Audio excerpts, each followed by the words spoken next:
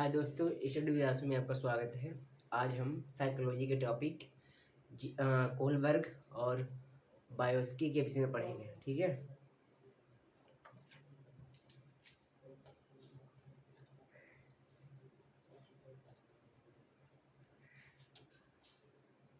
लेव बायोस्की और कोहलबर्ग। सबसे पहले लेव बायोस्की के विषय में पढ़ेंगे। लेव बायोस्की, ठीक।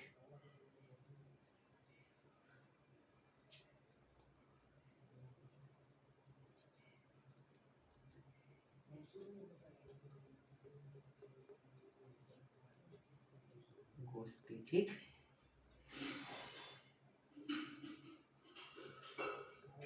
सीटेट, ईपीटेट या अदर टीचिंग एग्जाम।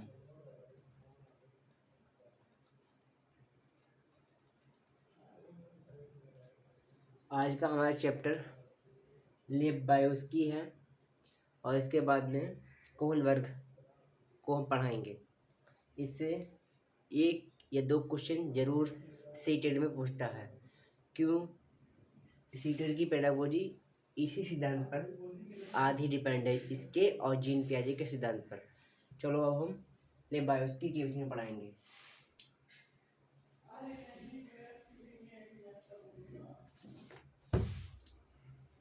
इनके सिद्धांत का नाम जो इन्होंने सिद्धांत दिया है वह किस नाम से जाना जाता है? सबसे पहले सामाजिक अंतःक्रिया का सिद्धांत। सामाजिक अंतःक्रिया का सिद्धांत।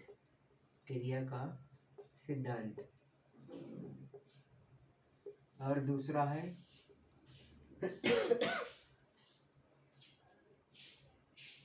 सामाजिक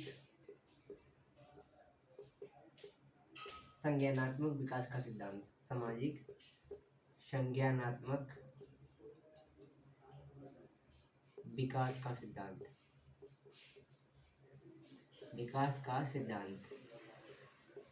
ठीक। और तीसरा है, पहला सामाजिक अंतःक्रिया का सिद्धांत, दूसरा है सामाजिक संज्ञानात्मक विकास का सिद्धांत, ठीक। और तीसरा है सामाजिक सांस्कृतिक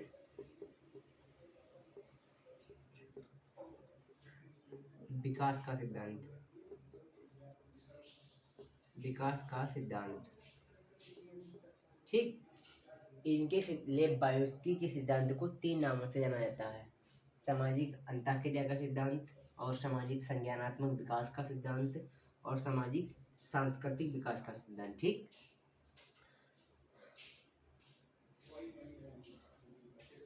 और इनकी पुस्तक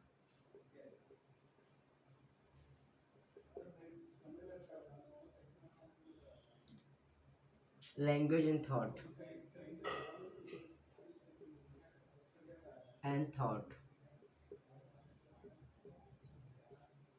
ठीक। Language and thought. इनके सिद्धांत का नाम सामाजिक अंतःक्रिया का सिद्धांत, दूसरा सामाजिक संज्ञानात्मक विकास का सिद्धांत, सामाजिक सांस्कृतिक विकास का सिद्धांत। इन्होंने जो पुस्तक लिखी है उसका है लैंग्वेज एंड थॉट, ठीक है।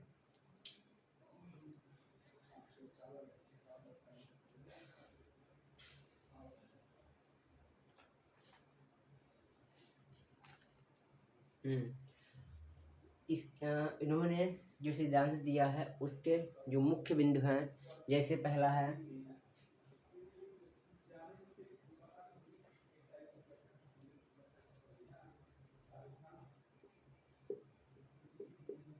बच्चे परस्पर अंतःक्रिया के द्वारा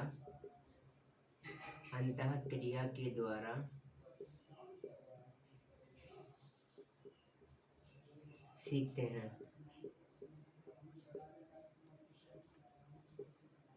ठीक है। इन्होंने बताया कि बच्चे एक दूसरे से अंतः क्रिया करके सीखते हैं। और दूसरा है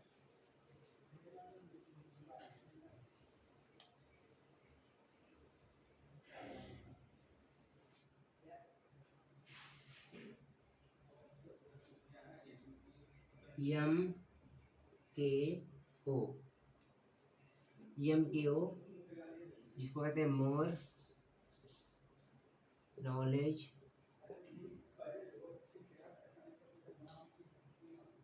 अदर।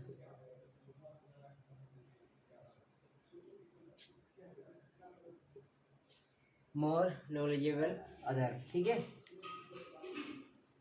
ये यम के ओ की फुल फॉर्म है जो इनके सिद्धांत का मुख्य बिंदु है।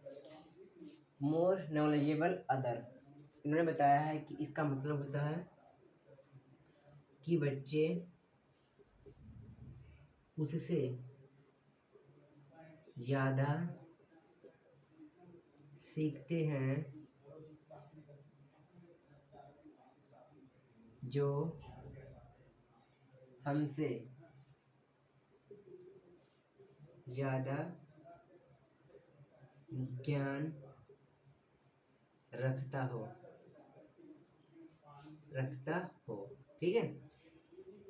सबसे पहले उनके सिद्धांत, उन्होंने जो सिद्धांत दिया है लेबायोस्की, उनके सिद्धांत का नाम है सामाजिक अंतःक्रिया का सिद्धांत, सामाजिक सांस्कृतिक विकास का सिद्धांत और सामाजिक संज्ञानात्मक विकास का सिद्धांत। उनकी पुस्तक है लैंग्वेज एंड थॉट, और उन्होंने कहा है बच्चे परस्पर अंतःक्रिया के द्वारा सीखते हैं। और उन्होंने एम के ओ, उनके उनके सिद्धांत का मुख्य बिंदु है एम के ओ, मोर नॉलेजेबल अदर।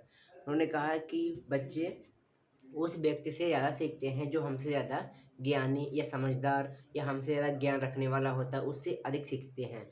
बल्कि ऐसा नहीं कि हमसे जो कम नॉलेज रखा है उससे हम सीखें, नहीं। उन्होंने बताया कि हमसे ज़्यादा ज्ञान रखने वाले व्यक्ति से बच्चे सीखते हैं, चाहे वो उसका भाई भी हो सकता है, माता पिता हो सकते हैं, मित्र हो सकता है, और टीचर हो सकता है, कोई भी अदर व्यक्ति हो सकता है जो ज्ञान उससे ज़्यादा रखता हो, ठीक। अब उनके सिद्धांत का दूसरा जो मुख्य बिंदु है जेड-पी-टी।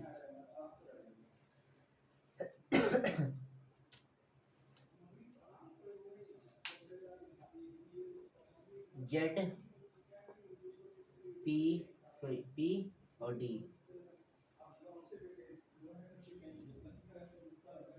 जेड-पी-डी जो है प्रॉक्सिमल डिप्लोयमेंट। इसकी फुल फॉर्म है जोन ऑफ प्रॉक्सिमल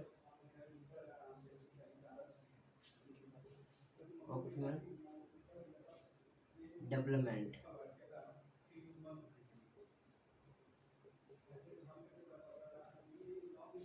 ठीक। जोन ऑफ प्रॉक्सिमल डेवलपमेंट, इसका अर्थ होता है समीपस्थ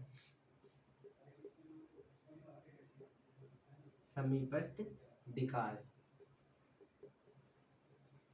इसका मतलब होता है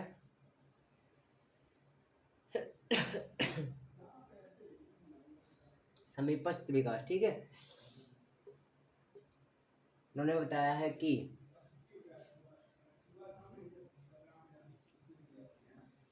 कोई व्यक्ति अगर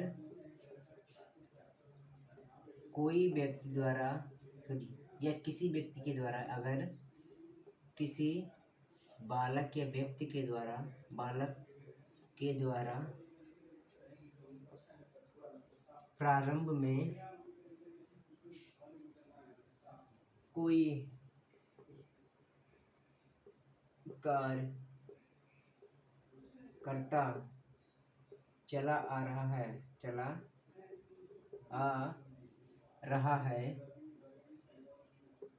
और अंत में वह उस कार्य को समाप्त करने में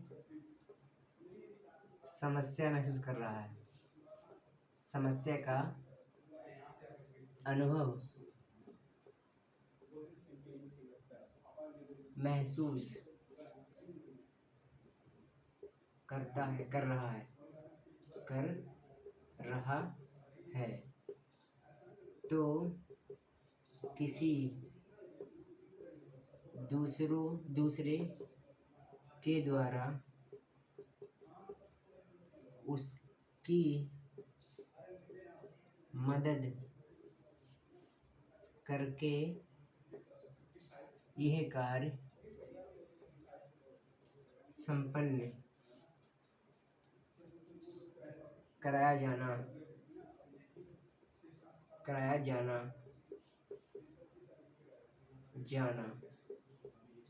ZPD कहलाता है। ठीक, ZPD कहलाता है। उन्होंने बताया है कि अगर कोई बालक या बच्चा प्रारंभ में किसी कार्य को कर रहा है, कहलाता है। जैसे मान लीजिए एक लड़की है, लड़का है, चलो मान लड़का या लड़की कुछ भी, ये लड़की, वह अपने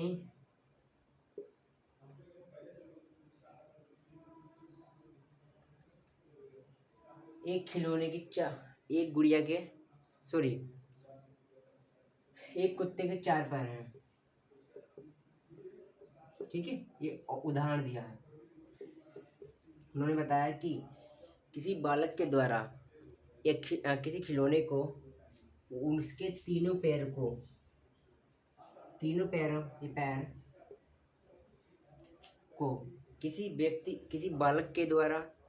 किसी बालक के द्वारा सही क्रम में या सही रूप से रख लेना, और जो अंतिम पैर है, ये अंतिम पैर जो है उसको उल्टा कर देना।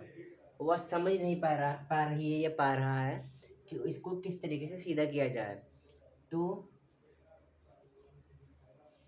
यह सहायता जो किसी के द्वारा, या उसके अध्यापक हो सकते हैं, भाई हो सकता है, मित्र हो सकता है, या किसी भी व्यक्ति के द्वारा जो यह सहायता दी जाती है, उसे ये बताया जाता है कि यह कार्य जो तुम कर रही हो या कर रहे हो ये सही नहीं है, वह इस प्रकार से होगा। तो यह दी जाने वाली सहायता ही ZPD कहलाती है। ठीक है, और यह एक सहायता स्थायी रूप से होती है। यह सहायता स्थायी रूप से होती है। क्वेश्चन सीटेट में पूछा जाता है, ईपीटेट में पूछा जाता है कि ZPD स्थायी सहायता है या अस्थायी सहायता है। ठीक है, तो उसमें स्थायी सहायता ही ऑप्शन सही होगा।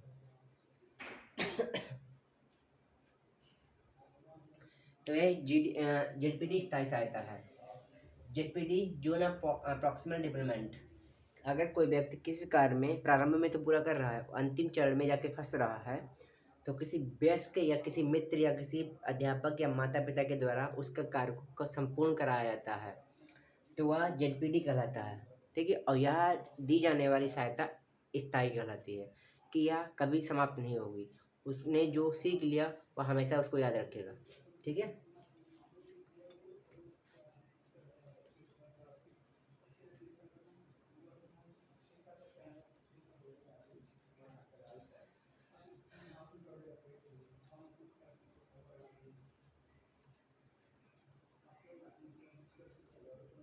अब पाड़ या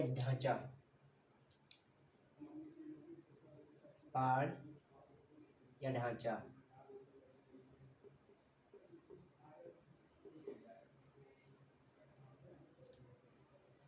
किसी व्यक्ति के द्वारा प्रारंभ में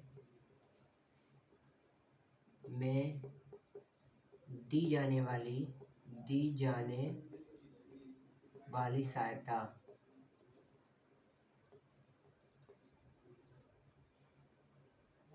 पाड़ या ढांचा कहलाती है,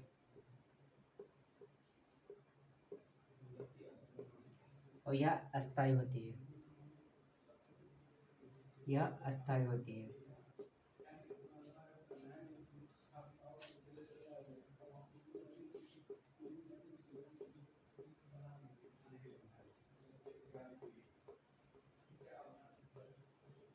ठीक।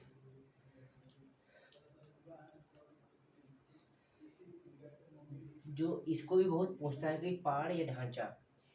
मान लीजिए कोई बालक है, उसे बचपन में साइकिल चलानी नहीं आती है, तो उसके माता पिता या उसके भाई बहन के द्वारा उसे धीरे धीरे साइकिल चलाने का कार्य सिखाया जाता है, और यही वह अंत में जाकर यह कार्य सीख लेता है। तो यह पहाड़ या ढांचा कहलाता है। ठीक है, पहाड़ या ढांचा, पहाड़ या ढांचा कहलाता है। और यह सहायता अस्थायी होती है, क्योंकि मान लीजिए प्रारंभ में बस किसी की मदद लेता है, किसी की सहायता लेता है, और धीरे धीरे वह सहायता लेना छोड़ देता है, तो यह अस्थायी कहलाता है। ठीक। इसके बाद में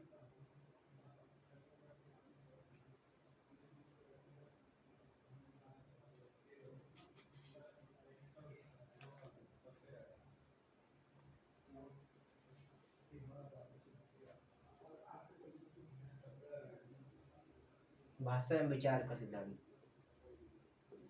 भाषा एवं विचार।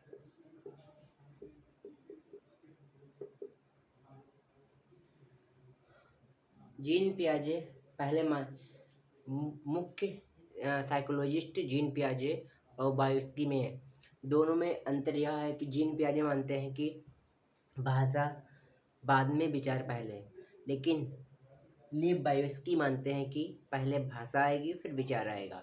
जैसे अगर हम मन में कुछ सोचेंगे, जैसे हमने कहा आज हम चाय पियेंगे, तो चाय पीना और ये सब बोलना भी एक भाषा है, लेकिन अपने विचार को पहले किसी भाषा के रूप में सीखेंगे और उसके बाद में विचार। अगर मान लीजिए अगर हम कहें कमरा, अगर मन में कहें कमरा, तो मन में किसी शब्दों को बना लेंगे, लेकिन कहेंगे तो किसी भाषा के रूप में। ऐसा नहीं कि भाषा ना हो, कि अरबी फारसी कोई भी भाषा भाषा तो होगी, चाहे अंग्रेजी हो, चाहे अरबी हो, चाहे फारसी हो, चाहे हिंदी, चाहे उर्दू, कोई भी भाषा हो, उसको ही उसके रूप में हम अपने मन में बनाएंगे धारणा। विचार कहेंगे विचार के रूप में, सोचेंगे विचार के रूप में, लेकिन व्यक्त करेंगे भाषा के रूप में।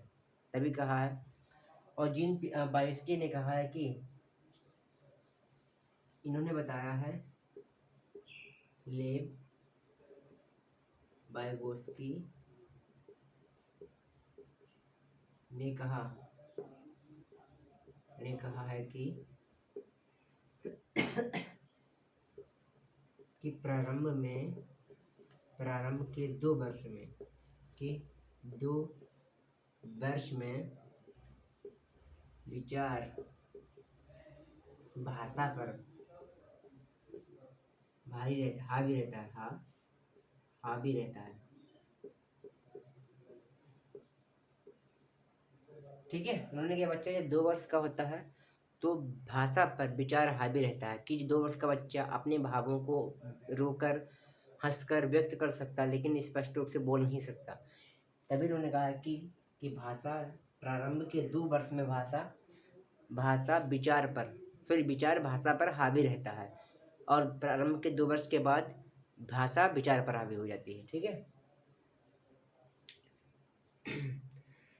इन्होंने कहा है कि पहले भाषा आएगी और फिर भाषा आएगी और फिर विचार आएगा।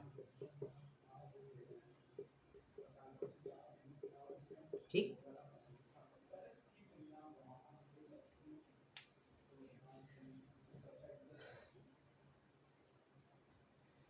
और व्यक्तिगत वार्ता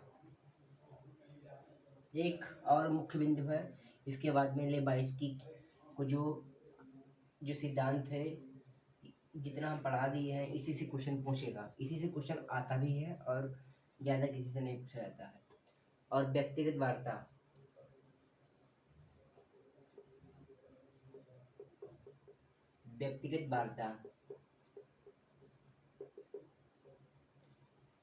लिए बायोस्की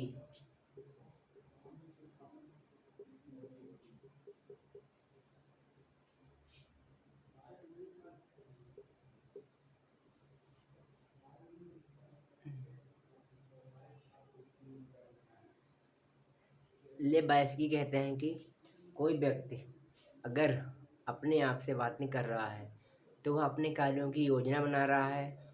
उस कार्य की योजना बनाने को लेव बायोस्की ने व्यक्तिगत वार्ता कहा है। जैसे अगर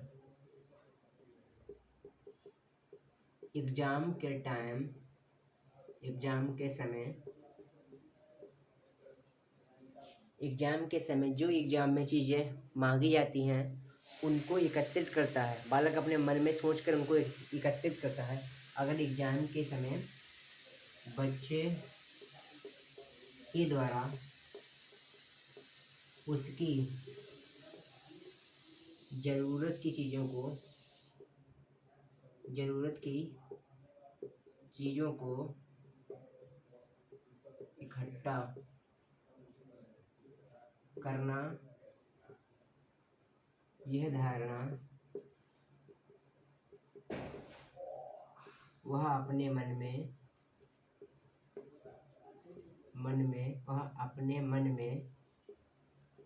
सोचता है। इसे ही व्यक्तिगत वार्ता, इसे बायोगोस्की ने व्यक्तिगत वार्ता कहा।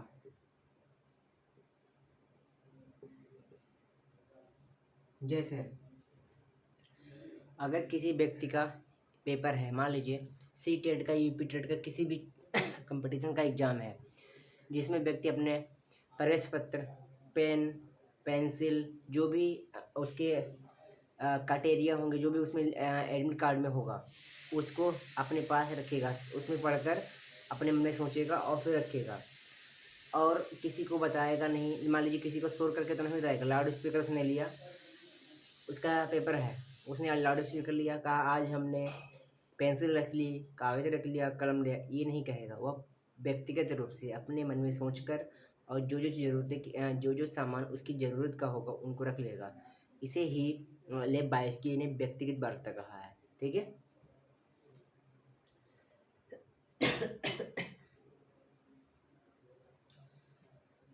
अब लेव बायोस्की का सिद्धांत यहाँ पे समाप्त हुआ। अब हम कोहलबर्ग जो नैतिक विकास का सिद्धांत दिया है उनको पढ़ते हैं।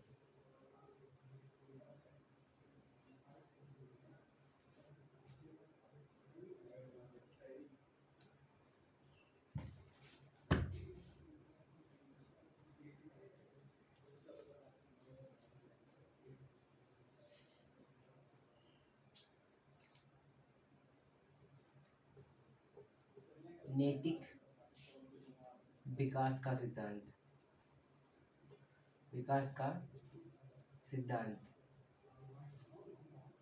कोहलबर्ग।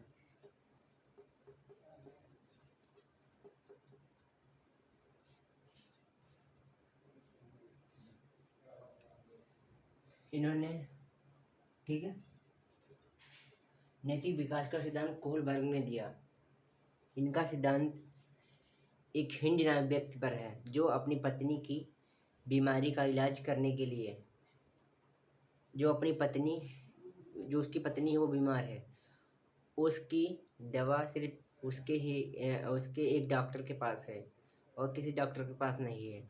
वह उसके पास पैसे भी नहीं है कि वह दवा खरीद सके, क्योंकि हिंद नामक डॉक्टर से जो दवा है उसका मूल्य अधिक है, तो उसके पास पैसे भी नहीं है कि वह दवा ले सके।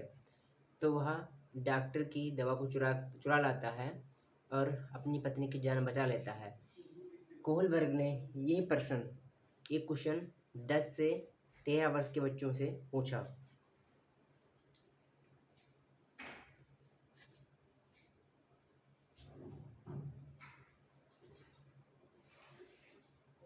सबसे पहले नैतिक विकास का सिद्धांत कोहलबर्ग ने दिया है। यह सिद्धांत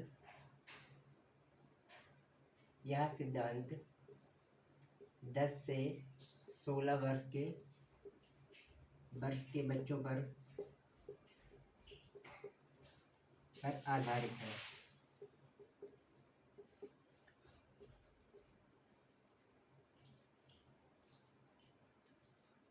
सही से, ठीक है। उन्होंने पूछा कि यह कार्य करना नैतिकता है कि कानूनी कार्रवाई होगी। तो बच्चों के द्वारा किस अवस्था में किस प्रश्न का उत्तर दिया गया, किस तरीके से उत्तर दिया गया है, तो उन्होंने अपनी अवस्थाओं को 3 चरणों में बांटा है। सबसे पहले पूर्व रूढ़वादी अवस्था, फिर रूढ़वादी अवस्था, फिर उत्तर रूढ़वादी अवस्था, ठीक है। और उनके 3 अवस्थाओं में कौन कौन से गुण पाए जाते हैं ये सब बता रहे हैं। सबसे पहले नैतिक तर्कणा, इनके 3 शब्द हैं।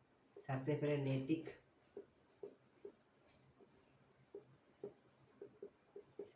तर्कणा, नैतिक दुविधा, और एक और है दो ही, एक और चलो बाद में बताएंगे, दो ही बताए। सही गलत का कोहलबर्ग के द्वारा सही गलत का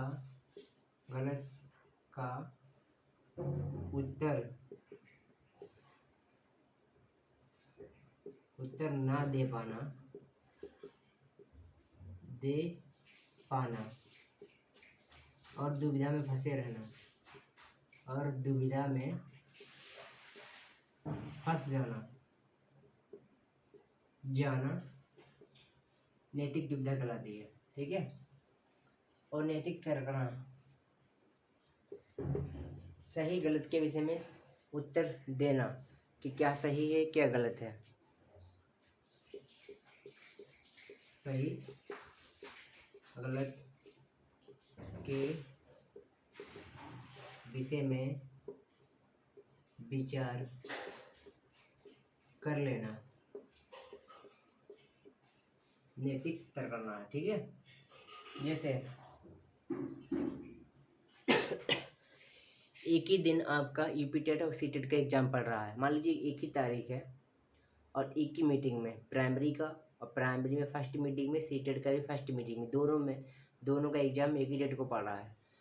तो यह निर्णय कि कौन सा पेपर दिया जाए, सी टेट का दिया जाए कि यूपी टेट का दिया जाए, किसी और के एग्जाम का पेपर दिया जाए, इसी तारीख को 3 पेपर, ये 2 पेपर पढ़ रहे हैं। मान लीजिए आपके 2 ही पेपर या 3 पेपर एक ही तारीख को एक ही समय पढ़ रहे हैं, तो यह सोच ना पाना कि हम किस पेपर को दें, यह नैतिक दुविधा है। फंसे रहना नैतिक दुविधा है। और यह सोच लेना कि अब हम यूपी टेट का या सी टेट का पेपर देंगे, 2 में से एक को चूज करना है और चूज कर लेना, तो नैतिक तर्कणा है, नैतिक तर्कणा, ठीक है। उन्होंने अपनी अवस्थाओं को 3 भागों में बांटा है। सबसे पहले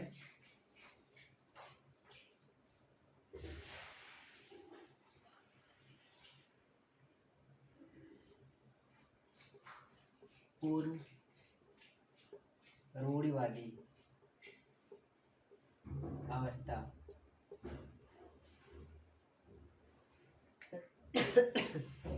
इसको 2 भागों में बांटा है। यह नैतिक दुविधा,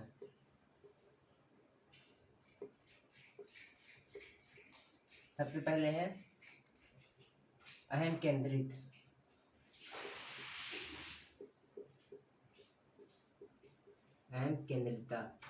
और दूसरा है दंड एवं आज्ञा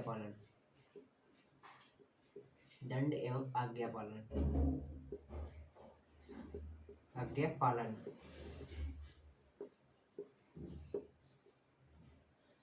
ठीक है।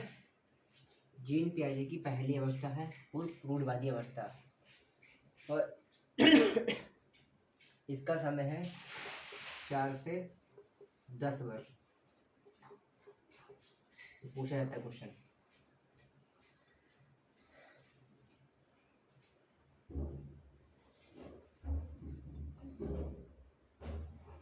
अहम केंद्रित, इस अवस्था में बालक कहता है कि सारे खिलौने हमें दे दो, हमारे खिलौने किसी को ना दो। वह किस अवस्था में आएगा? कोहलबर्ग की पूर्व रूढ़वादी अवस्था का प्रथम चरण इसमें आएगा। कि बच्चा कहता है सारे खिलौने हमें दे दो। वह स्वार्थी है, वह अपने खिलौने किसी दूसरे को ना देकर स्वयं अपने पास रखना चाहता है, तो वह अहम केंद्रित है। ठीक है। और दूसरा चरण है दंड एवं आज्ञा पालन। वह अपने माता पिता के डर से अपनी वस्तु को अपने भाई, छोटे भाई या अपने बड़े भाई को दे देता है, तो यह दंड एवं आज्ञा पालन, यह दूसरा चरण है। दूसरा चरण। अब इन दोनों के बीच जो समस्या उत्पन्न होती है, पहले चरण में अहम केंद्रित, वह सारी वस्तुओं को अपने पास रखता है, और दूसरी है दंड एवं आज्ञा पालन।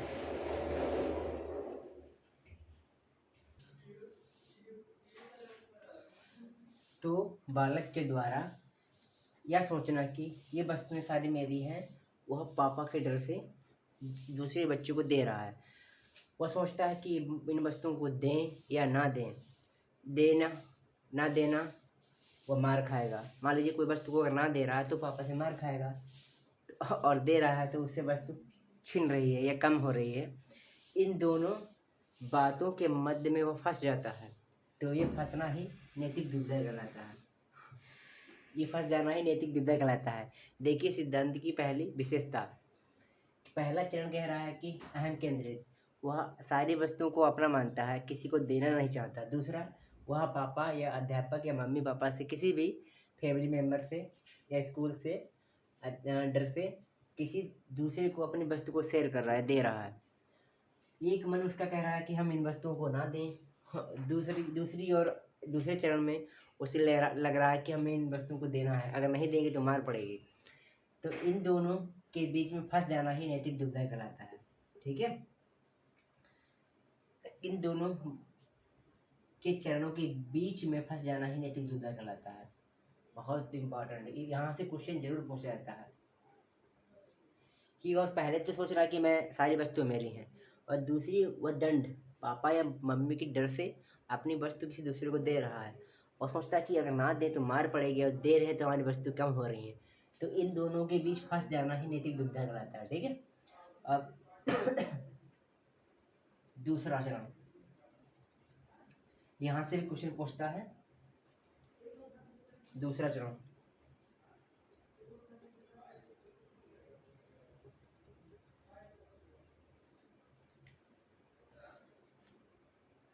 रूढ़वादी अवस्था। रूढ़वादी अवस्था या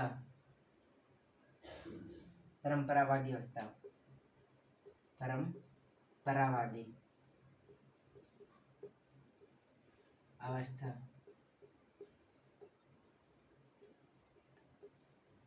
ठीक है।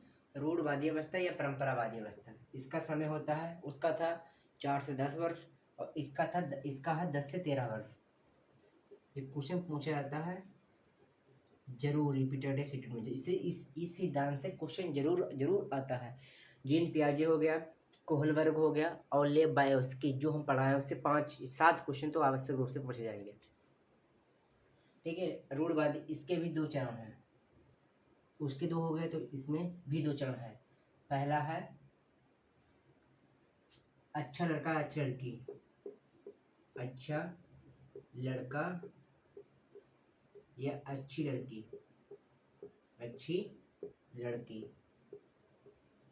और दूसरा है कानून न्याय व्यवस्था। ठीक है। और जो इन दोनों के बीच में फंस जाता है उसे कहते हैं नैतिक दुविधा।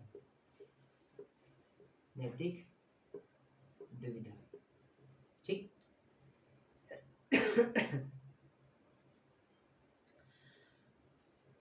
इस अवस्था में अगर कोई बालक अपनी क्लास में टॉप करता है, ठीक है, तो उसके मम्मी पापा कहेंगे कि देखो रमेश क्लास में टॉप किया है तो रमेश की तरह पढ़ाई करो। तो अच्छा लड़का अच्छा लड़की बनने का प्रयास करता है अपने मम्मी पापा के कहने पर। वह दूसरे बच्चे का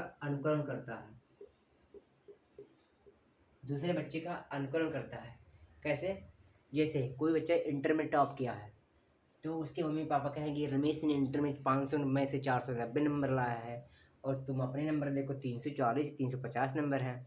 तो कहेगा तो कहेंगे उनके ही उसके हिसाब से पढ़ाई करो और उसको देखकर जो वो कर रहा है उसी तरह कार्य करो। ठीक, तो उसे अनुकरण कहेंगे। और दूसरा है कानून या न्याय व्यवस्था। अगर रमेश मान लीजिए 500 में से 490 नंबर लाया है, लेकिन किसी कारणवश वह ऐसे कार्यों को कर देता है जिससे उसे जेल हो जाती है, किसी कारणवश वह ऐसे कार्यों को कर देता है जिससे उसे जेल हो जाती है, तो यहाँ उसके पापा कहेंगे क्या कि उसका अनुकरण मत करो, वह उसके विषय में चर्चा भी नहीं करेंगे।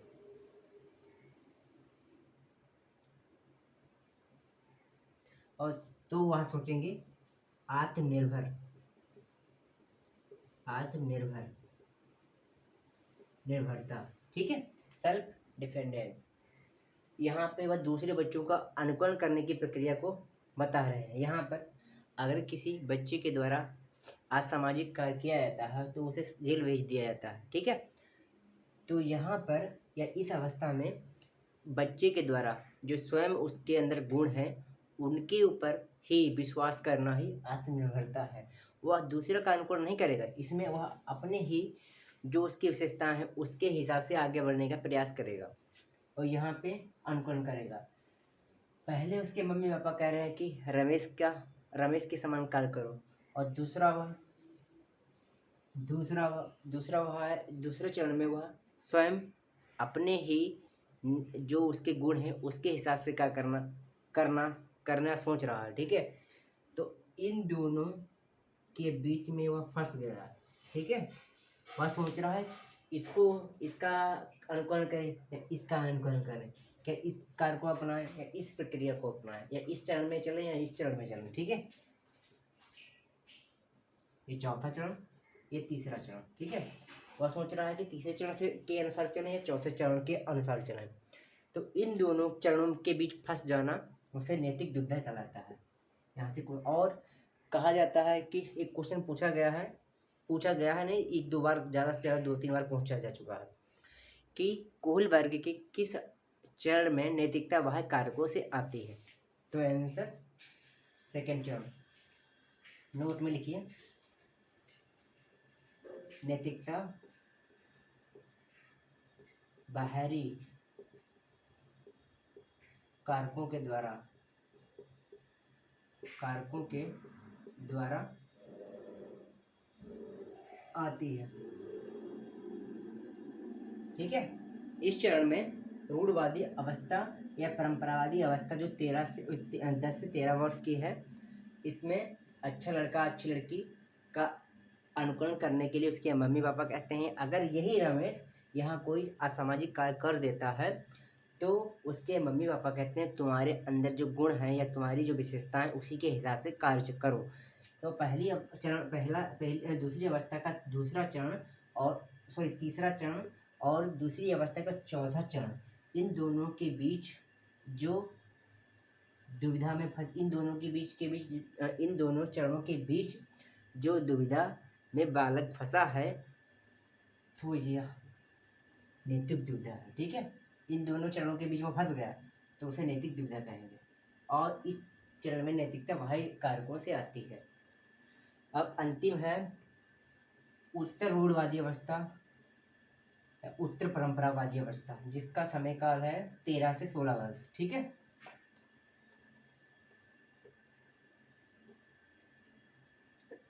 कोहल वर्ग के सिद्धांत को पढ़कर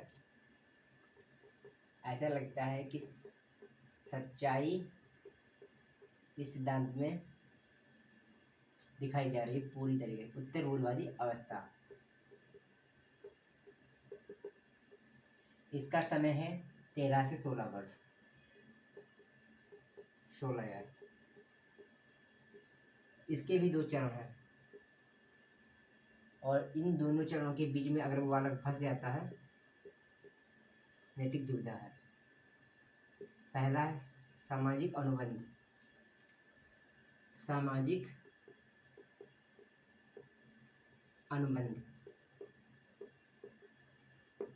ठीक है, और दूसरा सार्वभौमिकता, सार्वभौमिकता, ये है छठा चरण, तीसरे चरण में छठी अवस्था और ये पांचवें। ठीक, इसमें अगर हम किसी की सहायता करेंगे, जैसे मान लीजिए अगर हमारे पास पानी की बोतल है या हम स्कूल में गए तो किसी से कहा कि हम आलू के पराठे लाए हैं और तुम क्या सब्जी लाए हो, तो वो कहेगा हम मूली के पराठे लाए हैं। तो एक दूसरे के बीच कहेगा कि हम आपको आलू के पराठे दे देंगे, आप हमें मूली के पराठे खिला दीजिए। तो एक दूसरे के बीच जो लेन देन या क्रय विनिमय होगा वह सामाजिक अनुबंध कहलाएगा। इसमें वह मुफ्त में कुछ नहीं देगा, ये सोच रहे हो कि वह मुफ्त में खिला देगा, मुफ्त में कुछ नहीं। अगर किसी चीज़ के बदले में उसे उस चीज़ मिल रही है, मान लीजिए ये लाइटर है, ये लाइटर के बदले में हमें दूसरा लाइटर मिल रहा है। अगर मान लीजिए इसे लाल कलर का लाइटर है और हमें ब्लैक कलर की आवश्यकता है, तो किसी अगर रेड कलर की अवस्था वाले व्यक्ति को हम दे देते हैं, उससे हम ब्लैक ले लेते हैं, तो यह सामाजिक अनुबंध कहलाता है। ठीक है, सामाजिक अनुबंध। और सार्वभौमिकता, इसमें परस्पर अंतःक्रिया, परस्पर अंतःक्रिया। ठीक है, लेकिन इसमें परस्पर अंतःक्रिया करेगा लेकिन फ्री मुफ्त नहीं, उसके पीछे भी उसके उसके पीछे भी उसकी विशेषता छिपी होगी। सामाजिक अनुबंध में बताता है कि कोई भी बालक अगर किसी को कोई चीज़ देता है तो उसके पीछे वह कोई चीज़ लेने की प्रक्रिया करता है। ठीक है, और सार्वभौमिकता, इसमें मुफ्त, महात्मा गांधी, ठीक है, और भगत सिंह सैनिक, ठीक है, इत्यादि व्यक्ति आते हैं। इसमें क्वेश्चन पूछा गया था DSSB में, कहा गया था कि वह कौन सी अवस्था थी जिसमें महात्मा गांधी के गुणों का समावेश किया गया था, कि महात्मा गांधी के गुणों को दिखाया जाता है। तो वह कोहल वर्ग की तीसरी अवस्था का छठवां चरण है और तीसरी अवस्था का दूसरा चरण है। जैसे सार्वभौमिकता, मेजर सुरेश कह रहे हैं कि हम जीएसटी क्यों भरें, क्योंकि भारत में जीएसटी चोरी की जा रही है। ठीक है, तो वह सार्वभौमिकता है। जैसे मान लीजिए अगर कोई व्यक्ति दूसरे की मदद कर रहा है और उस मदद के बदले में कोई चीज़ या कोई भी डिमांड नहीं रखता, मुफ्त कर रहा है।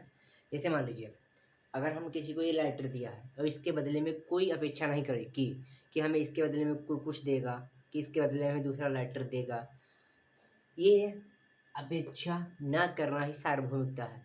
सार्वभौमिकता मतलब कि हर जगह, हर प्रकार से, ठीक है, किसी भी व्यक्ति की सहायता करना, उससे हमें यह अपेक्षा नहीं करना कि वह हमारी भी सहायता करेगा, तो वह सार्वभौमिकता कहलाता है। ठीक है, और इन दोनों के चरणों में फंस जाना, एक में जैसे कह रहा है कि अगर हम किसी की सहायता करेंगे तो वह हमारी सहायता करे तब हम उसकी सहायता करेंगे, और इसमें कह रहा है कि अगर हम किसी की सहायता करते हैं और वह व्यक्ति जो किसी की सहायता करता है तो वह यह अपेक्षा भी नहीं करेगा या करता है कि वह हमारी सहायता करे, आवश्यक रूप से जिस व्यक्ति की वह सहायता कर रहा है वह व्यक्ति उस व्यक्ति की सहायता करेगा। इन दोनों चरणों के बीच में फंस जाना ही नैतिक दुविधा कहलाता है। ठीक है, नैतिक दुविधा कहलाता है। आज हम लेब्बायस्की और कोहलबर्ग पढ़े हैं। इस सिद्धांत में आवश्यक रूप से जो सिद्धांत पढ़ा है, जीन पियाजे, कोहलबर्ग, 5 या 6 क्वेश्चन जरूर पूछे जाएंगे। ठीक है, स्टडी विद्यार्थियों को सब्सक्राइब कीजिए और लाइक कीजिए, शेयर कीजिए। अगर हमारा क्लास आपको पसंद आ रहा है तो लाइक कीजिए और सब्सक्राइब कीजिए। धन्यवाद।